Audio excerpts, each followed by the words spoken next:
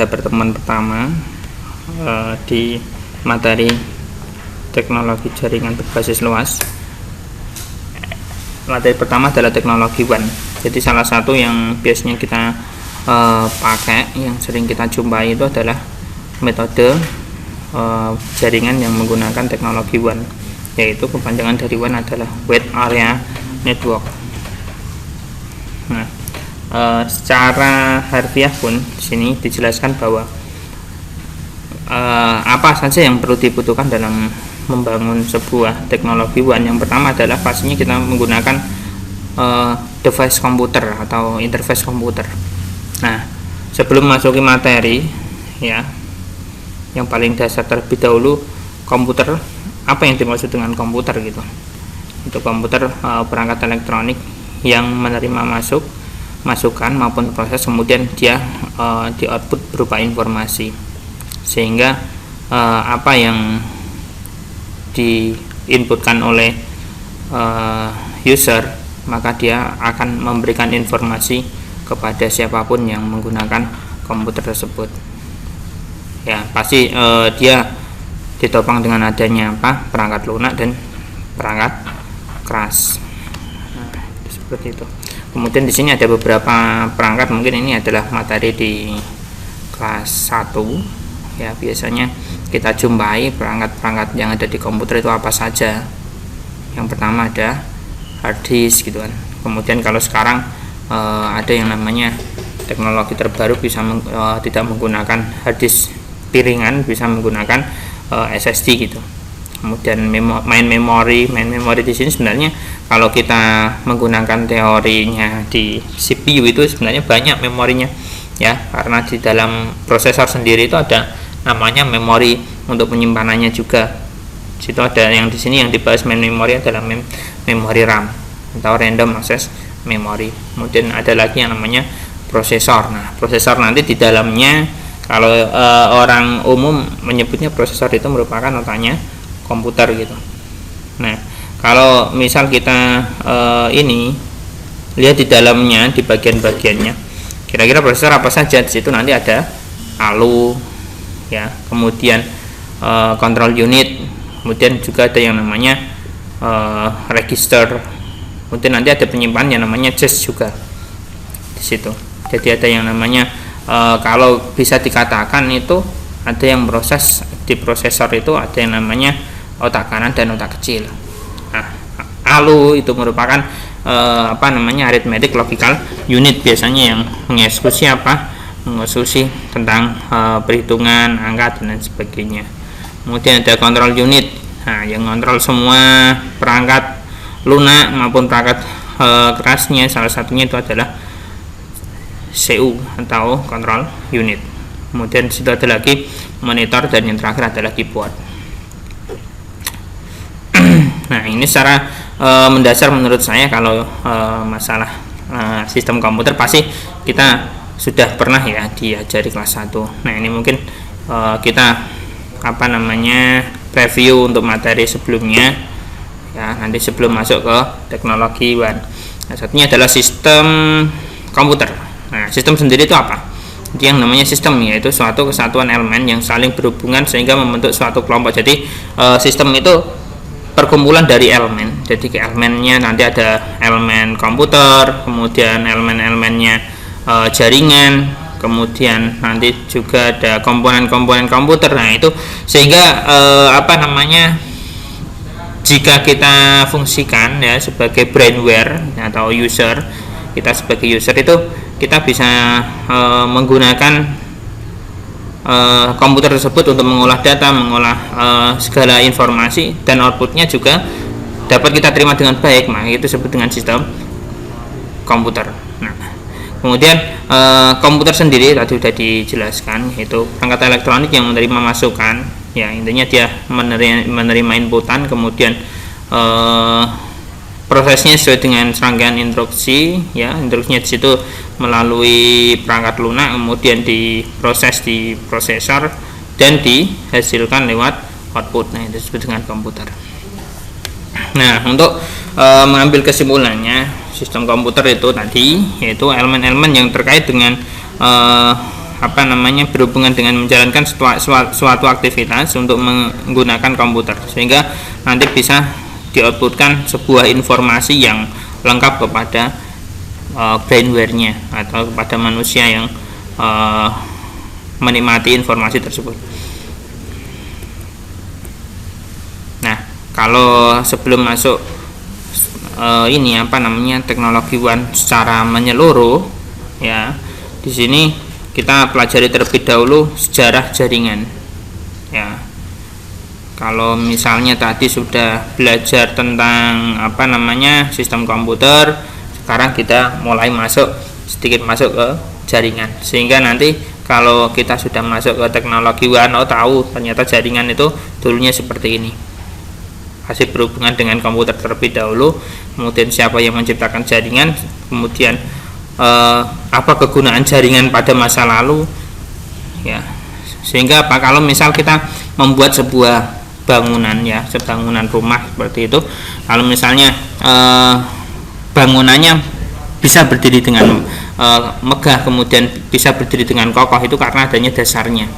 Jadi di sini kita membuat pondasinya terlebih dahulu, ya, pondasinya, sehingga pondasi ini dapat memberikan kekuatan kepada bangunan rumah tersebut. Nah, begitu juga dengan berhubungan dengan teknologi, karena kalau misalnya kita nggak tahu sebuah jaringan sejarahnya terlebih dahulu, maka kita tidak tahu dasar-dasarnya.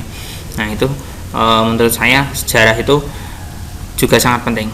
Nah, di sini sejarah jaringan kita pelajari terlebih dahulu, ya, yaitu komputer. Jaringan komputer adalah sebuah kumpulan komputer, ya, printer, dan peralatan lainnya yang terhubung dalam satu kesatuan. Nah, itu di sini pada lahirnya sejarah jaringan itu tahun 1940-an, ya, di Amerika, dari sebuah proyek pengembangan komputer model 1 di laboratorium Bell. Ini yang pertama kali dilakukan di risetnya Harvard University, yang dipimpin oleh Profesor Aiken. Dan kemudian pada tahun 50-an, ya, ketika jenis komputer mulai membesar, ya, sampai terciptakan sebuah komputer, maka sebuah komputer mesti melayani sebuah terminal. Untuk itu ditemukan konsep distribusi proses berdasarkan waktu yang dikenal dengan TSS atau Time Sharing System. Maka untuk pertama kali bentuk jaringan atau network komputer diaplikasikan. Kemudian kalau sudah pertama kali ditemukannya tadi, ya, konsep jaringan di Harvard University, kemudian di situ karena mungkin ada banyak kebutuhan, ya, sehingga biar bisa diakses dimanapun datanya, sehingga kita tahunya di sini pada tahun 1950-an diciptakanlah sebuah metode, yaitu dengan adanya metode TSS atau Time Sharing System, dan dibentuknya pertama kali network, gitu.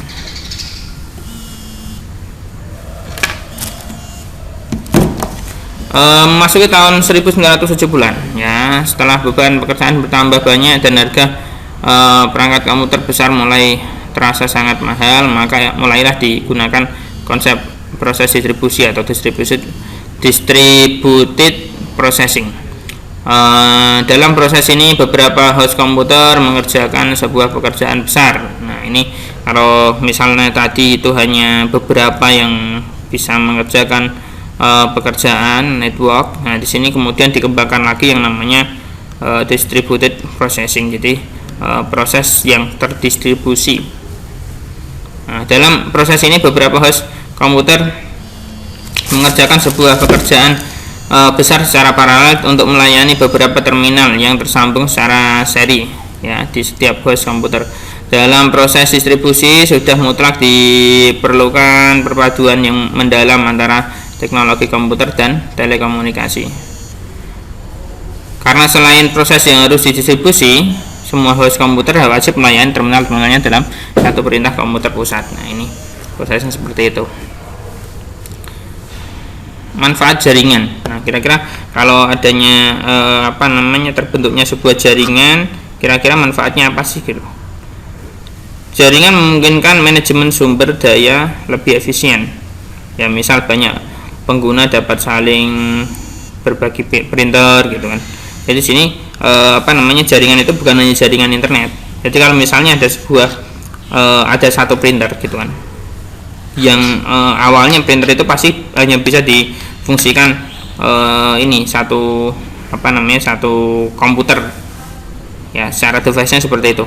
Tapi kalau misalnya adanya sebuah jaringan, sehingga penggunaan printer itu bukan hanya satu user komputer, nah bisa di switch ke banyak user komputer, sehingga satu printer tadi bisa dimanfaatkan oleh banyak ibaratnya banyak komputer dan banyak user, seperti itu. Kemudian manfaat jaringan yang kedua adalah jaringan membantu mempertahankan informasi agar tetap handal dan up to date, ya, karena adanya sebuah jaringan sehingga kita dapat mengakses sebuah informasi secara real time gitu. Ya, di sini sistem penyimpanan data terpusat dan dikelola dengan baik, memungkinkan banyak pengguna mengakses data dari berbagai lokasi berbeda. Karena adanya sistem jaringan tadi, sehingga kita mau mengakses data dimanapun, nah itu bisa mendapatkan informasi data tersebut secara real time. Kemudian yang ketiga, jaringan membantu mempercepat proses berbagai data atau data sharing. Transfer data pada jaringan selalu cepat dibandingkan dengan sarana berbagi data lainnya bukan jaringan. Nah, sehingga jaringan ini sangat dibutuhkan di masyarakat atau di semua user pada zaman sekarang. Kemudian model lapisan ini, kalau misal kita berhubungan dengan jaringan itu pasti kita berhubungan dengan adanya standar ISO gitu kan. Nah, standar ISO ini, ya, yang membentuk standar OSI, lapisan OSI itu adalah standar ISO, yaitu Standard International for Standardization Organization. Jadi sini di mana standar ini sudah ditetapkan oleh ISO, ya, yaitu menggunakan 7 layer dalam penggunaan jaringan. Nah, kalau misal kita melihat dari protokol-protokolnya, ya, kita lihat dari atas, misal application. Jadi application itu dimulai dari, kalau kita lihat dari atas, application, presentation, dan session. Kemudian data transportnya dimulai dari transport, network, data link, dan physical.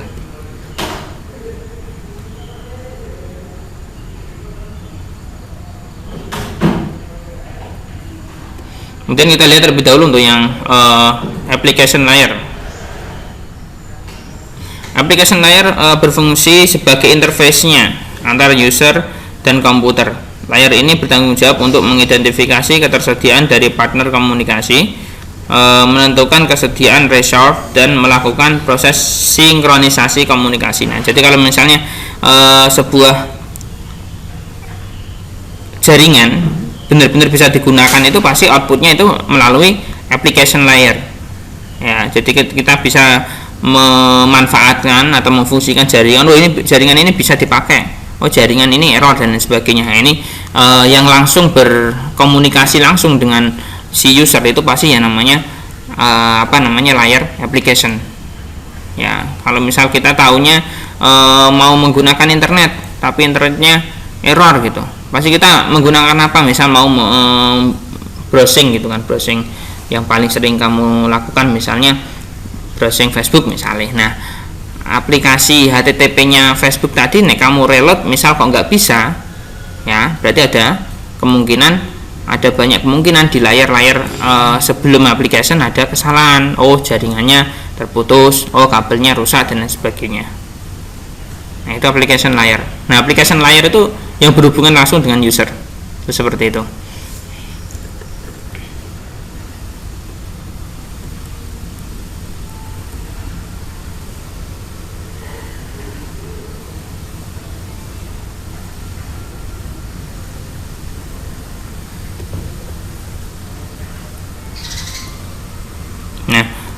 Contoh dari application layer, ya antara lain ada, kalau misal masalah jaringan berhubungan dengan user itu kita bisa menggunakan aplikasi namanya Telnet, ya merupakan program yang menyedia kemampuan bagi user untuk mengakses resource sebuah mesin telnet. Jadi kalau kita saling berkomunikasi data dan lain sebagainya bisa menggunakan remote telnet gitu kan. Atau kita bisa mau ngakses website dan lain sebagainya, web server misalnya. Nah, itu pasti kita berhubungan dengan apa? Dengan HTTP, HTTPS dan sebagainya. Itu salah satu application layer, salah satunya adalah HTTP dan HTTPS. Kemudian layer yang ke-6 atau nomor 2 dari atas, yaitu presentation layer. Nah, di bawahnya application layer itu ada namanya presentation layer. Nah, ini fungsi-fungsinya apa sih? Nah, ini materi ini pasti biasanya kalau misal kita berhubungan dengan model layer ROS itu nanti sampai kelas 3 pun nanti ada yang namanya model layer ROS itu. Nah, di sini ada yang namanya penyedia sistem penyajian data ke application layer. Jadi ini yang menyediakan sistem penyajian data. Kemudian menyediakan proses konversi antar format coding yang berbeda. Ya, dia yang melakukan konversi dari coding yang mungkin kita tidak pahami sehingga outputnya di interface menjadi lebih paham. Nah, ini yang melakukan konversi itu adalah presentation layer. Kemudian yang keempat, menyediakan layanan translation. Ya, translation layer menjamin data yang dikirim dari application layer suatu sistem dapat dibaca oleh layar aplikasi di sistem lain. Nah, contoh dari presentation layer itu ada MPG, kemudian JPG dan lain sebagainya. Nah, ini dia berbentuk dengan gambar, ya, presentation layer.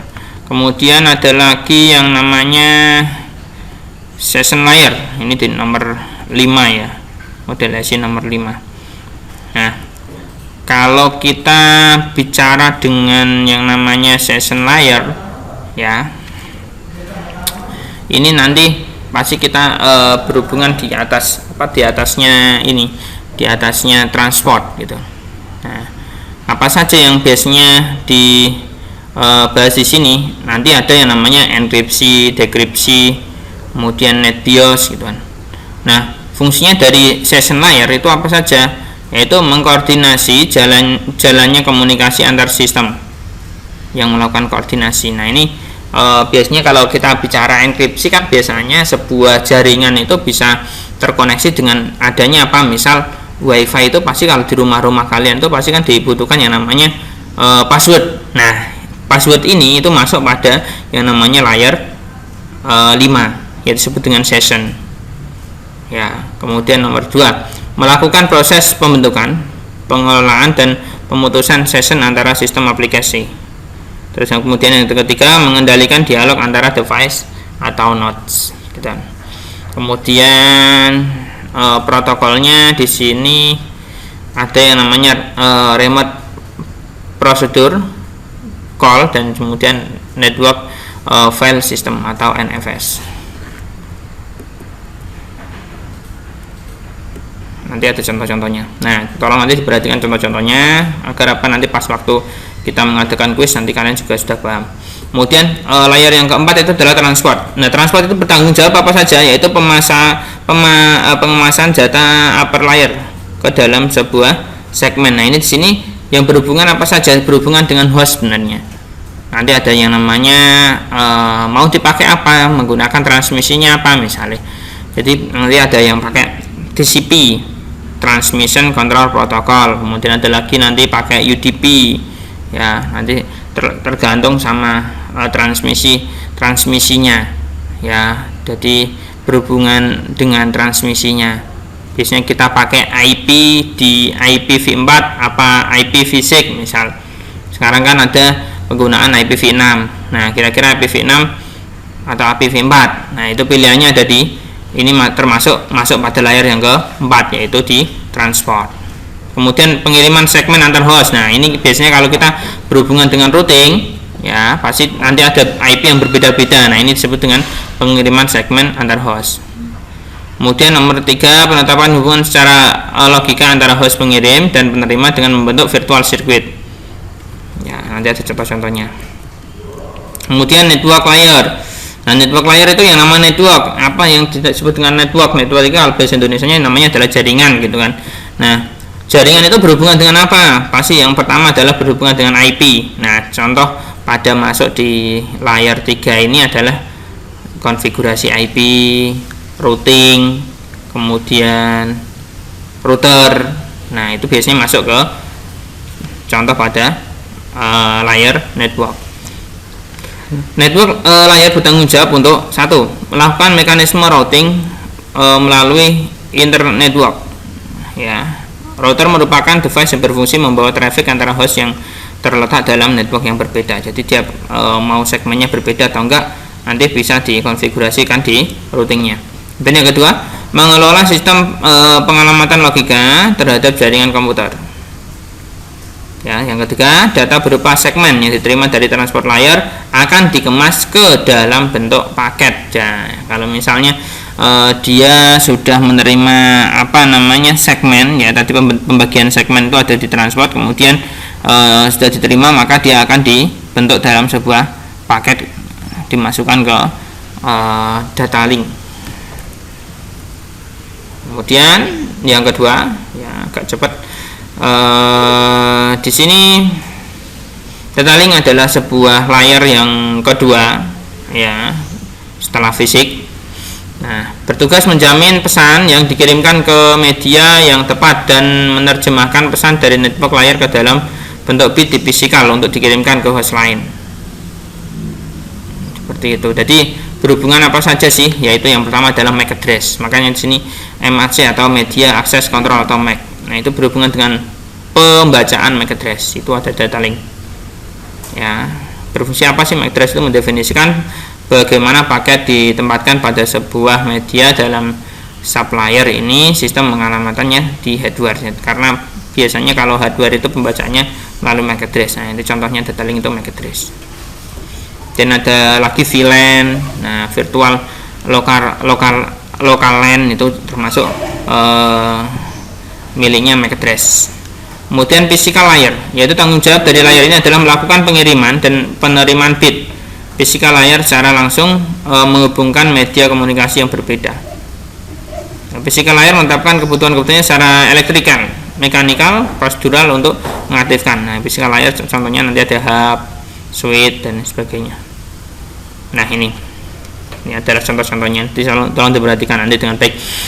Application layer, contohnya di situ ada protokol apa? Application ada DHCP, kemudian FTP, Telnet, ada TP dan lain sebagainya. Ya, itu namanya adalah contoh application layer. Kemudian presentation layer fungsinya untuk mengatur konversi dan translasi berbagai format data dan enkripsi data.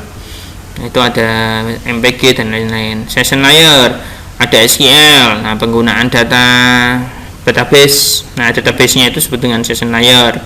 ASP, ARP, misal NetBIOS, misal. Nah, itu masuk di session layer. Nah, itu fungsinya seperti itu, mengatur sesi. Kemudian transport, TCP dan UDP menyediakan end-to-end communication protocol. Layar ini bertanggung jawab terhadap keselamatan data dan segmentasi. Jadi pembagian segmen ada di transport. Misal IP-nya sekian sampai sekian, kelas C dan kelas B, ya kawan pasti kan berbeda segmen. Nah, ini masuk ke layar yang keempat, yaitu pembagiannya pada layar yang keempat, transport. Kemudian pemberian IP misal, nah itu masuk ke network, ARP, router. Kemudian yang kedua yaitu data link. Nah, port, Ethernet, MAC address, VLAN, LAN card gitu kan, bridge, kemudian switch. Nah, itu data link. Kemudian physical itu yang bisa kita lihat secara utuh dan bentuknya, atau bisa digunakan sebagai media pembelajaran. Misal hub bentuknya seperti ini, repeater, fiber optic misal, UTP, yang itu masuk pada application layer. Oke, seperti itu. Kemudian materi teknologi WAN, ya itu di sini ada jenis-jenisnya. Kalau yang pertama yang paling dasar itu adalah LAN, itu local area network. Nah, ini bisa difungsikan untuk jaringan secara pribadi maupun jaringan secara lokal di sebuah instansi gitu kan, tidak bisa diakses di luar, itu disebut dengan LAN. Itu ada pengertiannya, silahkan dibaca sendiri. Kemudian untuk yang MAN atau Metropolitan Area Network itu biasanya perkumpulan dari LAN. Ya, pada dasarnya versi LAN berukuran lebih besar dan biasanya menggunakan teknologi yang sama dengan LAN. Ya, ini Metropolitan itu hanya bisa diakses dalam satu kota gitu kan. Hanya disebut dengan Metropolitan. Kemudian Wide Area Network yang paling tinggi itu adalah Wide Area Network. Jadi kita dimanapun kita berada, kemudian mau dipakai seperti apapun, kemudian manipulasi datanya secara real time atau tidak, itu kita bisa menggunakan yang namanya teknologi WAN atau Wide Area Network. Jangkauan mencakup daerah geografis yang luas, seringkali mencakup sebuah negara bahkan benua. Jadi bisa bukan hanya di kota, bukan hanya di negara, di luar negara bisa, kemudian bahkan bisa mencakup di lain benua. Itu penggunaan WAN. Kemudian jaraknya, ya kira-kira kalau secara teoritis jaraknya seperti ini. Kalau paling rendah dulunya itu ada yang namanya PAN, Personal Area Network. Personal itu contohnya kalau zaman dulu sebelum adanya penggunaan smartphone yang sekarang yang semakin canggih, itu waktu dulu itu ada yang namanya teknologi infrared gitu kan. Nah, kalau mau transfer data itu harus paske ya, ibaratnya di paske infrarednya ngirim foto, agak lama dulu ya. Kemudian ada lagi yang namanya masuk kedua yaitu LAN, yaitu kira-kira bisa mencakup 10 sampai 1000 meter LAN ya, paling jauh 1000 meter lah. Tapi kalau misal kita lihat jaringan-jaringan sekarang, penggunaan jaringan sekarang di masyarakat itu seakan-akan kita lihatnya itu jaringannya adalah jaringan LAN gitu. Karena apa? Sekarang adanya kabel fiber optik itu ditarik dari contoh kecil, misal dari Jaksa sampai Gunung Tlogoungu misalnya. Nah, itu kan begitu kita lihat dari secara sistematisnya, maka termasuk itu bisa juga dikatakan jaringan LAN-nya.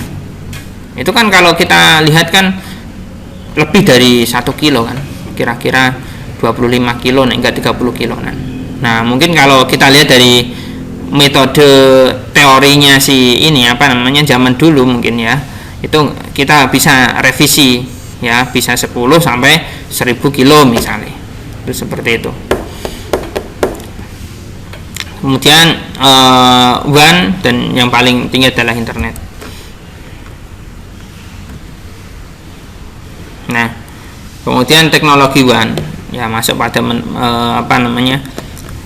teknologi WAN.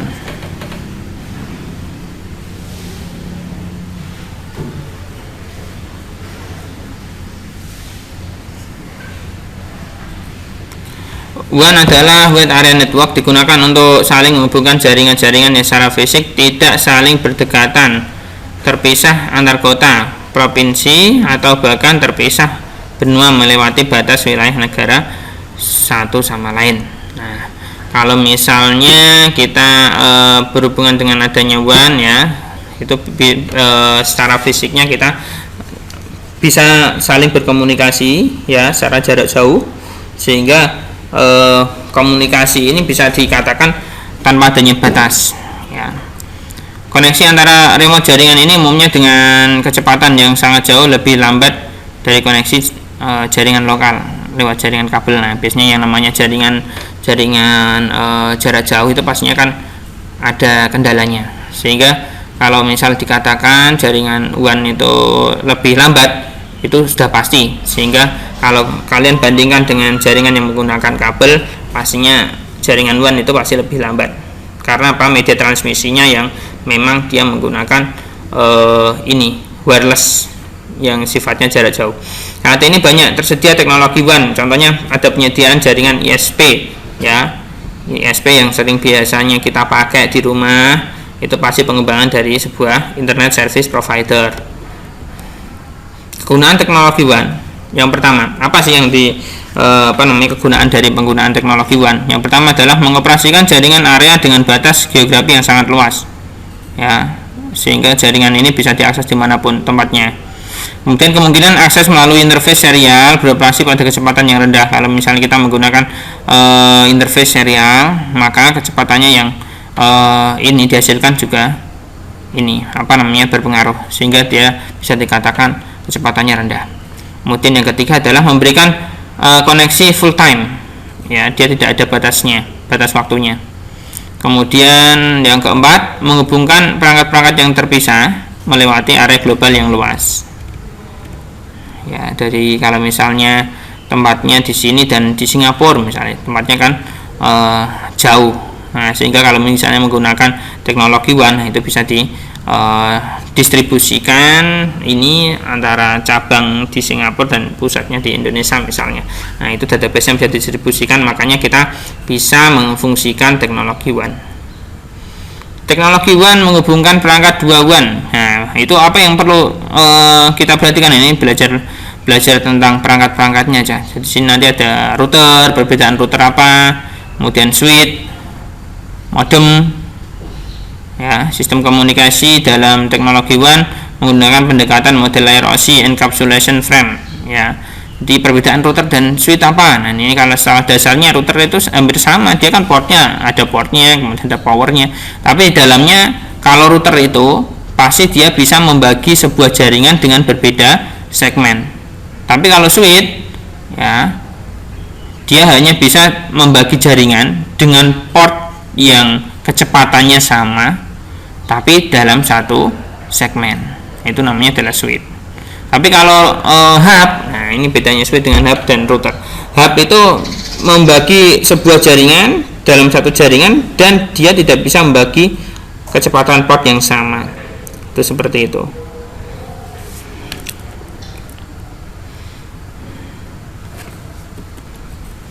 Kemudian protokol WAN pada OSI. Protokol WAN pada layar fisikal menjelaskan bagaimana memberikan koneksi elektrik, mekanik, operasional, dan fungsi dari layanan jaringan. Yang pertama adalah yang paling digunakan itu yang pertama kita ini ya, data link layer. Nah, data link layer pada WAN. Protokol WAN pada data link menjelaskan bagaimana frame di bawah antar sistem melalui jalur tunggal, yaitu dedicated point to point. Ya, jadi kalau misalnya kita bicara tentang data linknya layer WAN, ya, itu pasti nanti berhubungan dengan apa? Dengan metodenya, penggunaan ISP-nya. Ya, pasti nanti ya ada yang dedicated, kemudian ada yang shared user gitu. Sini ada multi switch ya, multi layer switch. Kemudian layar physical WAN.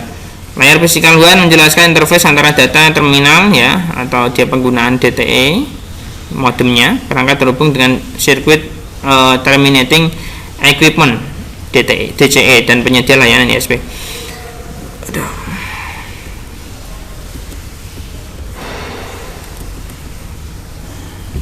Nah, protokol WAN di situ nanti dipelajari sendiri. Silakan ada high level data link control, kemudian frame relay, kemudian ada point to point protocol atau PPP, kemudian integrated service digital network, kemudian protokol-protokol data link layer.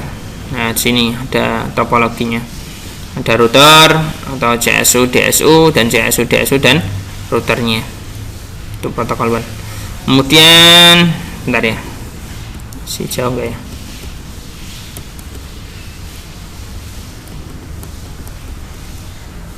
Oke, agak cepat saja. Masuk ke teknologi internet. Ya, kalau misalnya kita dikembang lagi teknologi WAN, nanti pasti berhubungan dengan adanya internet. Nah, sebuah jaringan komputer yang disebut dengan internet adalah sebuah jaringan komputer yang menghubungkan jutaan komputer tersebar di seluruh dunia. Ya, itu adalah internet.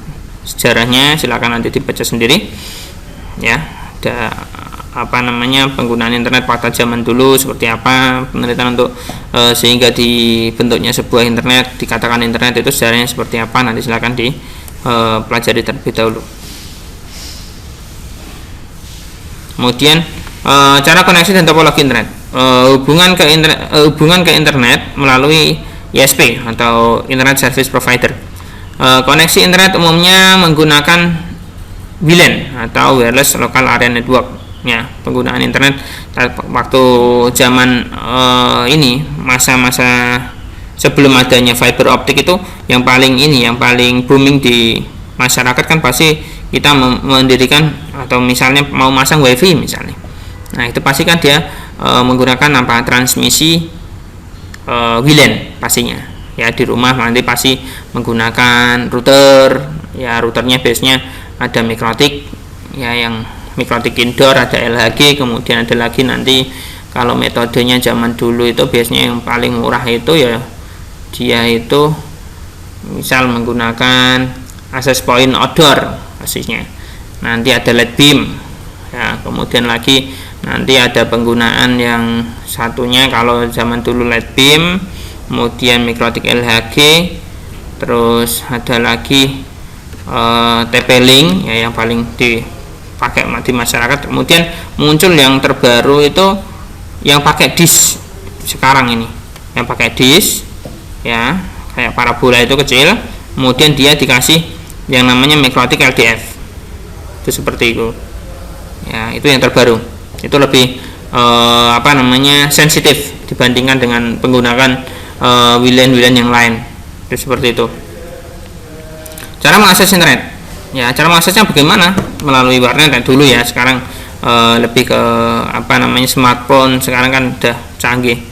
Kemudian kalau mau mengakses internet pun paling mudah, paling sering kita jumpai, ya, bahkan itu adalah merupakan, bisa dikatakan itu bukan kebutuhan sekunder lagi gitu kan. Itu merupakan kebutuhan primer kita. Ya, karena satu hari tanpa HP itu mungkin rasanya kepalanya pusing karena apa? Nggak ada ini ya, nggak ada hiburan misalnya. Nah, itu bisa dikatakan sebagai kebutuhan primer kita. Nah, ini masa-masa perkembangan zaman itu seperti ini. Itu seperti itu. Kayaknya ini nggak usah. Oke, komponen jaringan. Kemudian komponen jaringan yang paling perlu diperhatikan dalam membentuk jaringan internet itu apa? Yang pertama adalah NIC atau Network Interface Card atau LAN card lah, atau bisa dikatakan LAN cardnya di komputer kalian, di laptop. Nah, itu disebut dengan NIC, yaitu berfungsi untuk interface fisik atau penghubung antara komputer menggunakan kabel jaringan ke peralatan penghubung. Itu NIC. Nah, ini kalau gambarnya seperti ini. Nah, ini adalah network atau LAN card.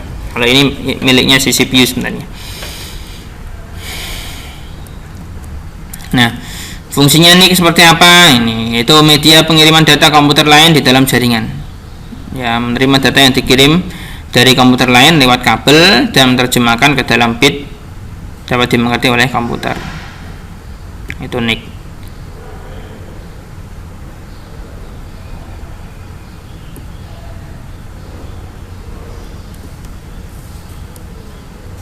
Kemudian ada lagi yang namanya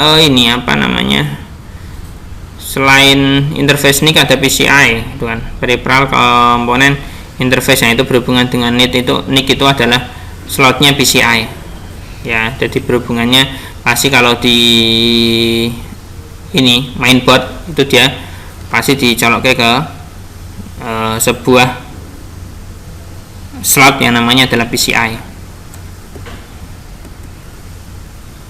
Ya, kecepatan jaringan Ethernet merupakan teknologi pertama. Kecepatannya kalau misal kita menggunakan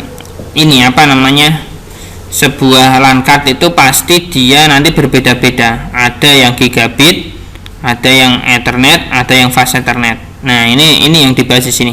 Jadi kalau misalnya kita mau beli LAN cardnya CPU, pasti yang paling kenceng pasti menggunakan gigabit.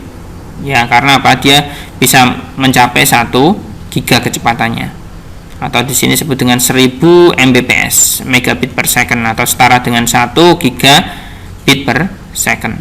Kalau fast Ethernet itu maksimal adalah 1 megabit per second. Kalau Ethernet maksimal adalah 10 megabit per second. Hub dan feed.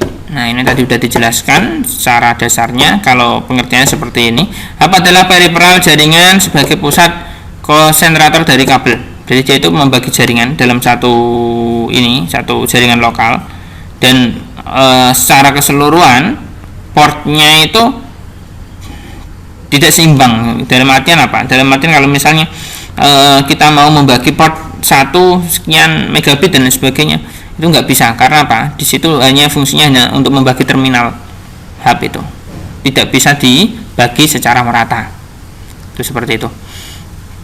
Kemudian karakteristiknya seperti apa? Yaitu menyambung segmen kabel jaringan yang satu segmen, ya pastinya satu segmen, menurunkan sinyal bit dari satu segmen ke segmen lain, hanya memiliki satu domain collection. Nah, ini hanya memiliki satu domain collection.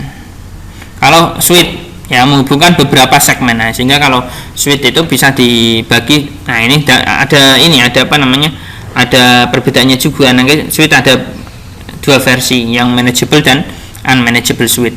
Kalau unmanageable berarti dia kemungkinan hanya satu segmen, tapi kalau manageable switch bisa dibagi menjadi beberapa segmen.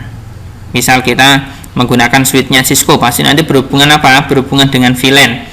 Nah, port sekian sampai sekian dipakai VLAN 10, port sekian sampai sekian dipakai VLAN 20 misalnya. Nah, itu nanti masuk ke materinya kalian di AIJ kayaknya. Kalau enggak AIJ ya TLC. Nanti ditunggu aja. Kalau tadi hub itu masuk ke layar pertama, kalau switch itu masuk ke layar kedua. Karena apa? Dia udah ada masuk ke konfigurasi router. Nah, ini kalau masuk ke layar ketiga itu adalah routing atau proses routing. Ya, nanti routing, konfigurasi dan sebagainya itu masuk ke layar ketiga. Memberikan IP, ya itu layar ketiga.